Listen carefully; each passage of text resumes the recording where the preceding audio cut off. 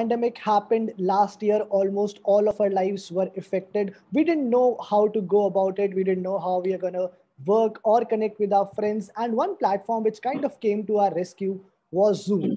It showed us a way to work from home, connect with our friends, and do a lot of other things. Now, times are slowly changing. We are returning towards the normal life, and a lot of questions have to be answered. And to answer all of them, I have with me Zoom India's Sameer Raje. So, first of all, welcome to the show. How are you doing? I'm doing good, Manas, and thank you very much for having me here. It's a pleasure to meet you and all your viewers. Yeah. So I will start this episode of Talking Tech with a personal story, and then I will throw a question at you. And we were talking about this before the call as well. Is that when the pandemic happened last year, we used to record a lot of shows in a studio. And when we were asked to work from home, I had absolutely no idea how we will go about it. And then we started using Zoom for a lot of these recordings. And I think this also happened with a lot of other people. And one thing that now I think you will be facing as a challenge is that life is slowly returning to normal. It's far from being normal, is what I would say. But even then, people have started going out. And a challenge that you may face is to retain the users or the subscribers who have moved onto the platform so far. So that's my first question to you. Can you please tell all the viewers of Talking Tech, how do you plan to do that? All right, sure. Thank you so much. And Manas, I think it is, before even getting into the response, let me start by saying that, we all want to get out there, including me, and let the life be normal. Let people get back into the normal life, people enjoying holidays, and even those office visits and trips and, that small bickering around the coffee vending machine, we all miss that. So I think let's let that happen, and we are all looking forward to it. So coming back to your question, it's a very interesting question, and it's like people before the pandemic had started adopting the video quite a lot. So if you would see the new generation, the Gen Z as they call it, or the younger generation, they were already using video quite a lot in the day-to-day activity. I mean, they would not say that, okay, I'll call you and then let me video call you. That's how they start off. In this pandemic time, virtually, as you mentioned yourself, you were moved out of the office and you stopped. You didn't know how to work, you didn't know how to take the interviews, and everybody was forced out of that, right? Yeah. So we were forced out of our comfort zone. We went home and literally were forced to get into the video platform. What happened is even the people who were not so tech savvy or were not so video averse, I would say, started using the platform. In this last 1 year, the uptake of video has been tremendous, humongous, and video has suddenly become the new audio. Now, once mankind moves to a different kind of a technology, it's very difficult to go back. Now, people, even senior citizens talking to their loved one and near ones, dear ones say that, let's do a video call. I don't want to talk to you. I want to see you. I want to see your face. I want to see the face of my grandchild. That's what is happening. And the same is with work. Right? There was a time when we would say, sir, I am at Banerghatta Road, but you are sitting at Old Airport Road and, your customer doesn't know. I'm just about to reach there. Now, just imagine on video, it doesn't happen. So there is so much of feeling. There is so much of a matter of the crunch. Now, that's first. So video is the new audio and everybody's adopting to it. Same like telephone, right? When you get back to offices, you're not going to stop using telephone. Similarly, you're not going to stop using video. In fact, the usage is going to go up. The second aspect is the fact of Zoom is that everybody knows Zoom as just a video calling app, but it is so much more than that. It is a complete collaboration platform. It has instant messaging, it has chat functionalities, it has got Zoom rooms, it has got a whole lot of functions and features which are typically used for organizations from smallest of small to largest of large. And when you really start using these collaboration features and as a collaboration platform, well, you never want to go back. It's those chats, those starting your video meeting from a huge conferencing room and chatting with somebody who is on a laptop or a mobile device, maybe thousands of kilometers away. So that's the power of collaboration, and that's not going anywhere. Yeah, and I like how you mentioned that a lot of people wanted to see the faces of their families and friends last year, because I remember very clearly last year it was a very interesting situation because a lot of parents were setting up the video calls for their children so that they could attend online classes. And then the grown-up children were setting up for their parents so that they could actually attend their office meeting. True that. But I mean, one positive thing, if I may cut you off here, the positive thing is the generation, including my own son, right? I mean, these primary children who are in 4th, 5th, 6th, they are while there is too much of technology, which is not a good part, they are spending too much time on laptops and gadgets and so on and so forth. But they will now start teaching, and they are so comfortable with that laptop and video calls and video meetings and so on and so forth. It's a complete new generation we are dealing here with. Yeah. And you mentioned that Zoom is more of a collaboration platform. So that's my next question to you. And which is that what are the new features that we should expect from you? Specifically, if we talk about the Indian market, also in terms of user retention, are you trying to give them a little more than what is already there on the platform? Well, absolutely. Users are, I would say, heart and soul of the product, because we keep on hearing them, we keep on listening to them, and without them, we will be nowhere, right? The power of Zoom platform comes from our users. We take their feedback and their, demands very seriously. So as a result of which, what we do is we hold very close talks and conversations with a lot of consumers, a lot of large scale enterprises, CIOs, CISOs, and so on and so forth, for security reasons, for features reasons. So for example, a few months back, when offices started opening up, as you rightly mentioned, and everybody was talking about hybrid environment, right? So we started working on enabling the hybrid environment features. Like we introduced features like something, you can check your temperature even before you get into the office. It allows you to set up a virtual receptionist. So receptionist doesn't have to be there and meet 10 people. She could be sitting in some other room somewhere, and it's a virtual kiosk which is interacting with the visitors. Similarly, you can decide whether you want to get into a conference room based on the CO2 levels, or based on the number of people are there. That lets you decide based on the occupancy level to maintain social distancing. Similarly, the IT can monitor what is the CO2 level inside the room, right? So we allowed that kind of hybrid features. Similarly, we heard from our education customers, and one common thing which came from teachers is that, hey, students are focusing on each other, they are looking at each other, they are unable to concentrate on the class. So we just recently introduced a feature for focusing, where students can focus only on teacher. You can control that, and there is a lot of restriction around that. So what happens is, instead of focusing on all the student has to focus on teacher, what is being taught, or what is being shared on the whiteboard, and so on and so forth. So there's some of those features. Similarly, in healthcare, right? We recently introduced ability to join for the patients via browser. Just somebody sends you a link and you can click on without. So we keep on bringing these kind of things. Now, these are the kind of I would say a demand of the hour, like, because telehealth is rising, education online is rising, and it's becoming like a new thing every single day, right? So there are so many things coming up. So we just keep on adding on top of it. We keep on listening to our users and we keep on adding. One thing which I am really curious to know is that, see, in this pandemic itself, we have seen the different phases of pandemic. For example, last year we were in a lockdown to begin with.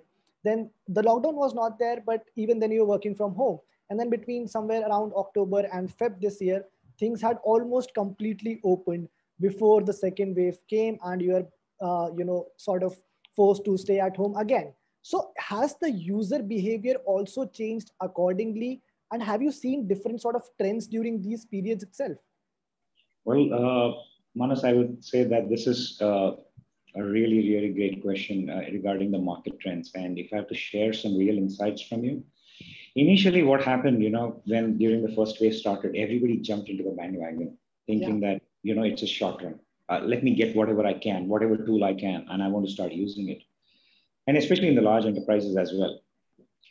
And when things started relaxing, people were like, oh, you know what? We are going to get back to offices. When the second wave came in and, people realized the seriousness of it, that's when everybody is now getting back to the facts that, okay, whether we get back to offices or whether we don't get back to offices, we need to have a proper collaboration strategy. We need to have a strategy where we can allow employees to work from home.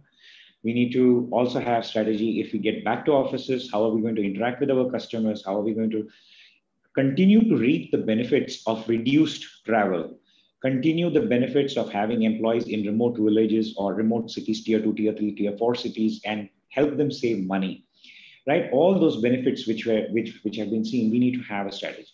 The third thing that has happened is, people, when they selected collaboration platforms or a video communication device, they just did it last year like that. Today, the businesses are saying something else. Businesses are telling IT that, look, you gave me this tool last year. It's not working. It doesn't solve my purpose. So when it comes to my interaction, when I'm interacting from home, I'm using something else, right? This is the third element. And the fourth and the final element, which is done. I don't know if you read the report or there was some news article which I was just going through today morning, if I'm not mistaken, which talks about the government of India talking about the increase in cybercrime in the country, right? Yeah. And it's not only the country, but across the globe. Yeah. Now, what has happened is whether it is an individual working from home or a child attending a school, or even professionals like you and me who are using an official laptop or a device to conduct official work, we each of us need to be our own security advisor, because what we are clicking on, what sites we are visiting is causing a problem not only to us but even the organization. Yeah. That is causing a nightmare to the IT teams and the security teams. And that responsibility is on the individuals at the end of the day, because IT can only do so much. There can only be so much policing. But what you click, what you do on the browser is extremely important. So these are the 4 points which I think are changing and has been the trend in the entire collaboration industry. And as we go ahead, you will see more and more adoption of more robust tools, more security protocols, and more tools which are apt for business requirements. Like a doctor who wants to provide a telehealth consultation to a remote village, his requirement is something else. He needs a tool which will work in low bandwidth area. That's what is required. A teacher teaching a student, her requirement is something else. Similarly, a high-level board meeting or a chairperson doing a board meeting or an all-hands meeting, his requirement is something else, because he's addressing 10,000 employees who probably are scattered across the country. So all these requirements are different. And now the businesses are realizing that the solution which has been provided doesn't work. And IT is now taking a conscious call of collaborating better with them and providing them the right solution. I think 2 points you very rightly mentioned. First is that probably the second wave of COVID made us realize that, going back to the same normal is not going to happen so soon. So you need that hybrid this thing. And second thing is that people need to be more tech aware now than ever, because tech has penetrated into our lives more than it has ever before. Now, so this brings me to the next question, which again has to do with user retention, because when things will start returning to normal, I think a lot of people, even though they would want to continue with the hybrid model, would look at the cost at which it comes. And this is not the enterprises. This is probably the individuals, because enterprises can still afford that sum. So are there any plans of introducing new subscription plans which are different from the current ones? Or do you plan to continue with the same plans? So as of now, our plans are, I think, very user-centric and user-friendly. We continue to, as I said, we continue to hear our market, hear our users, and we continue to build on top of it. And again, we have specific plans for, let's say, K-12 schools, education sector. We have specific plans. There, it is very cost-conscious environment, and we have to. It's our, at Zoom, we feel privileged to serve that kind of a sector, which is K-12 schools and universities of higher education. So we have a specific pricing for them as well. So, we continue to hear and we'll continue to bring in whatever is required. But at this stage, it will be too premature for me to speak anything about it. But yes, we will keep on hearing to our customers and doing whatever. Sure. Now, the next point of concern, which for a lot of users lately, has been the privacy or the security that comes along with the platform.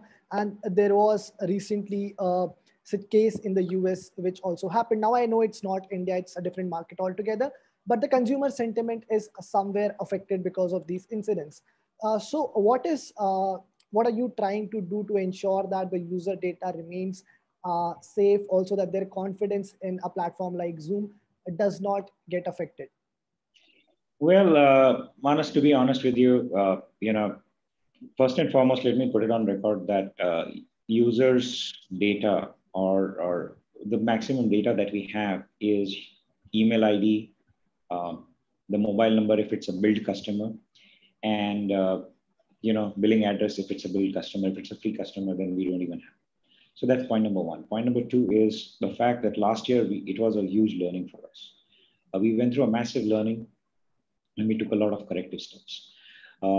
And we maintain on that one in terms of maintaining the privacy and security of our users, and we'll continue to build on that. It's, last year we had a lot of different set of users using our platform. We had not envisaged that, our platform, which is an enterprise grade platform, would be used by consumers or individuals, and, pictures would be taken or screenshots would be taken and put on social media, or even, a link for joining the meeting will be shared in a public forum and requested people to join. Obviously, things went haywire from there on. But instead of any other company, I would like to say to all these consumers out there and users out there, instead of any other company, right? And I don't want to name any company. If you look at CERT, or if you look at any advisory body today, any organization which is building softwares or, has anything to do with collaboration or anything, there will be advisories against them for the bugs or issues reported on those platforms. It's not that any company is saved or proof from that. Everybody goes through it. There are challenges. What we did differently is we came out in the open, frankly, and we admitted what were our mistakes, what were not, what were user related. We embarked on a journey to train and coach our users, and and went on a journey to fix our issues. We went on a 90-day plan. We fixed all those issues. Not only that, we formed a special security council, brought on board 30 plus chief security advisors from different organizations to take their feedback in terms of what is required, what is not required, and so on. And we went and fixed it. We engaged with the government, shared all the possible information that is required so that we could give them a comfort level.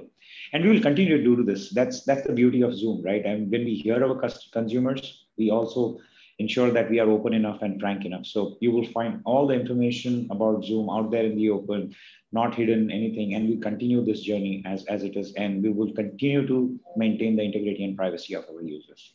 And just to be clear, in terms of third-party app sharing, there is nothing that is there right now. Nothing. Absolutely nothing.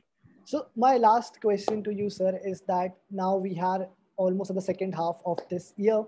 And what are Zoom's plans for the rest of 2021? What should we expect specifically for the Indian market? Well, great question again, Manas. But, we continue to do what is required, be it, some specific requirements from the industries like telehealth, edutech, fintech, be it helping the central and state level government. Let me tell you, the National Health Authority recently, hosted an event where, our Prime Minister talked about the COVID app. Well, it was backed by Zoom, right? And similarly, be it any state government initiatives during the flood situation, or be it the health situation, we are there. Similarly, prime institutes, be it the IITs or be it the key educational institutes, we are there. We are doing everything possible within our reach to help, support, and work with them very closely. So that's point number one. Point number two is, we will continue to work more locally. That's what our goal is. We announced our tech center last year, and we went from a journey of, we were a team of not less than around 5 or 6 people. Today, my team is more than 200 people, including the technology and the rest of the team. So we are tapping into the Indian talent big time. We want to hire. And when we hire, the idea is to have hiring which contributes into the global R&D of the platform. It's not only for the India per se. So making it a global technology center. So that's point number two, getting into this. And finally, beyond hiring locally, we also want to do a lot of stuff which is specific to India. And you will be hearing a lot of things from us as we go ahead. Okay. Thank you so much, sir. Thank you so much for your time. You're very kind with it. And all the best for all your plans for the rest of 2021 and beyond it. Thank you, Manas. It was a pleasure speaking to you. Thank you so much.